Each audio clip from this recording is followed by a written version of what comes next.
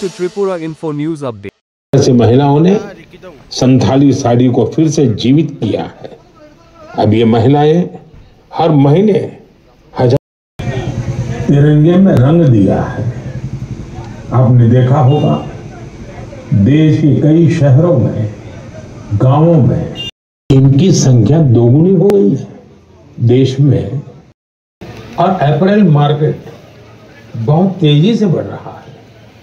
और इस विकास की सबसे सुंदर बात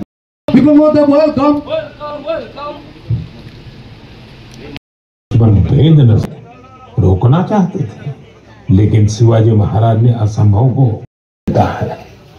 मैंने कुछ साल पहले रायगढ़ का दौरा किया था। छत्रपति शिवाजी महाराज हर गली, हर चौराहा, हर हलचल उस समय जैसे थमी हुई थी। लोगों की आंखों में आंसू थे, लेकिन दिलों में মানুষের চাওয়ার কোনো শেষ নাই, পাওয়ার কোনো শেষ নাই, কিন্তু খুশিতে থাকো, হাসি দেওয়াটা যাতে অভ্যাস থাকে সেটা মানুষের সবচেয়ে বড় পুঁজি। ব্যাঠিক বলেছি, কাঁদাতে অনেক লোক পারে, হাসাতে সব লোক পারে না।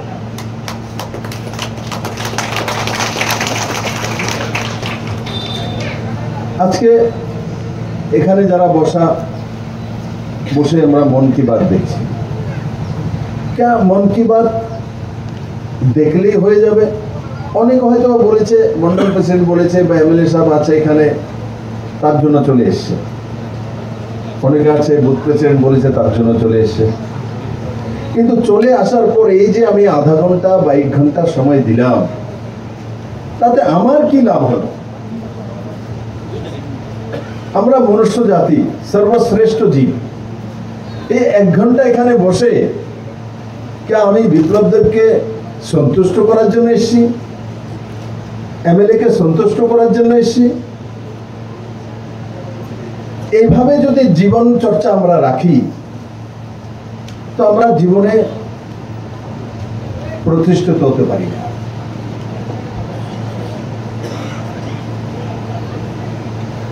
मन की बात माननीय प्रधानमंत्री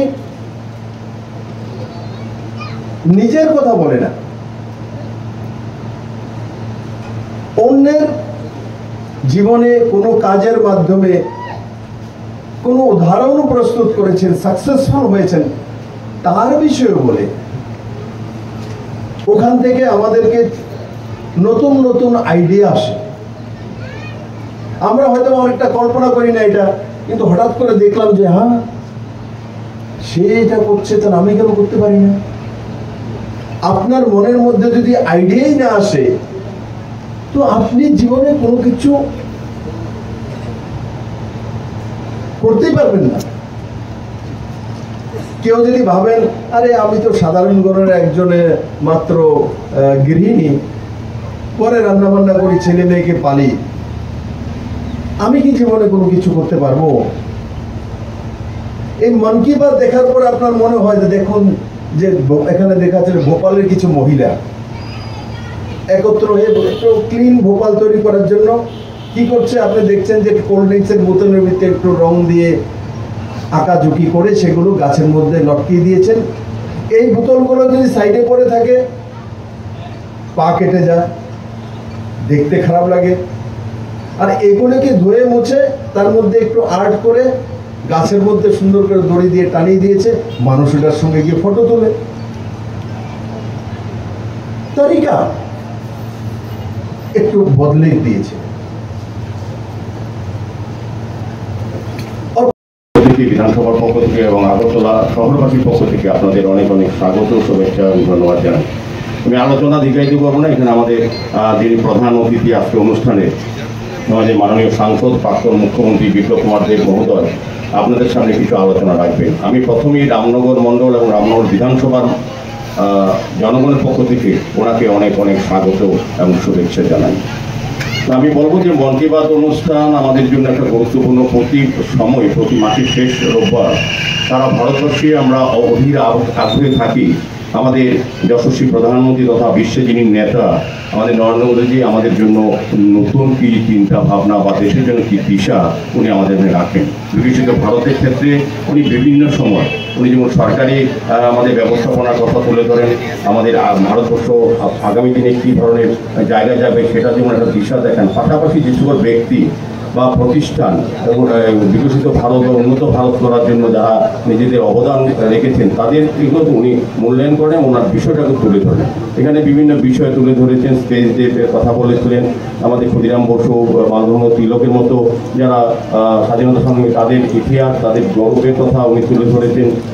পাশাপাশি যে নকশালদেরতে যারা অস্ত্র হাতে নিয়ে দেশ বিরোধী রাষ্ট্রবিরোধী কার্যক্রমে যুক্ত ছিল তাদেরকে মেইন স্ট্রিমে নিয়ে আসার জন্য পরবর্তী সময় তাদেরকে প্রধানমন্ত্রী মৎস্য যোজনার মাধ্যমে তাদেরকে সংযোজন করার এবং আত্মনির্ভর করার যে প্রচেষ্টা এগুলি তুলে বিভিন্ন বিষয়ে উনি মন কি বাতে অনুষ্ঠান তুলে থাকেন। আমরা আশা রাখবো আগামী মন কি বাতেও আমরা প্রধানমন্ত্রীর থেকে নতুন কিছু ভাবনা, নতুন কিছু সমস্ত দিশা বা দেশকে কোথায় নিয়ে যাবেন সেই চিন্তা ভাবনা আমরা দেখতে পারবো, শুনতে পারবো। কাজে আমি আলোচনা দীর্ঘায়িত না করে আবারও আমি বলবো, যিনি আমাদের আজকে প্রধান অতিথি বিপ্লব কুমার দেব মাননীয় সাংসদ, যিনি প্রাক্তন মুখ্যমন্ত্রী, উনি আমাদের যেমন মুখ্যমন্ত্রী থাকাকালীন রাজ্যের উন্নয়নে কাজ করেছেন, এখন কিন্তু রাজ্যের এই সংসদে রাজ্যের মানুষের কথা বলেন, রাজ্যের সমস্যার কথা বলেন। আমি খুব ওনাকে ধন্যবাদ জানাই মাননীয় বিপ্লব কুমার দেব মাননীয় সংসদকে। উনি আমাদের লাইট হাউস, আমাদের রামনগর বিধানসভার একটা প্রধানমন্ত্রী ড্রিম প্রজেক্ট, এটা কোনো কারণে করোনার সময় থেকে বন্ধ হয়ে গিয়েছিল, কারণ অন্য কারণে কিছুটা টেকনিক্যাল বিষয় উনি তো পার্লামেন্ট বলেছেন উনি আমাদের ভারপ্রাপ্ত কেন্দ্রীয় মন্ত্রীর সঙ্গে কথা বলেছেন, খুব ভালো লেগেছে, একদম সঠিক কথাগুলি বলেছিলেন যে এখানে কিছু কিছু টেকনিক্যাল সমস্যা আছে, এই কারণে 6টা টিম প্রজেক্টের মধ্যে এটা দেরি হচ্ছে বা অন্যান্য যে কারণে দেরি হচ্ছে উনি চেষ্টা করছেন যাতে এটা দ্রুত কাজ সম্পন্ন হয়। আমি সাংসদকে আশ্বস্ত করছি আমাদের এলাকা থেকেও সার্বিক সহযোগিতা এই এলাকার মানুষ করছেন এবং পাশাপাশি কাজ শুরু হয়েছে আপনার এবং সরকারের আরও যে চিন্তা ভাবনা সেটা যে এই ড্রিম প্রজেক্টের সাকসেস হয়, যারা 1000 ফ্যামিলি আমাদের রামনগরে আসবেন তাদেরকে আমরা স্বাগত জানানো। Subscribe to Tripura Info and press the bell icon so that you never miss any latest updates and news on Tripura.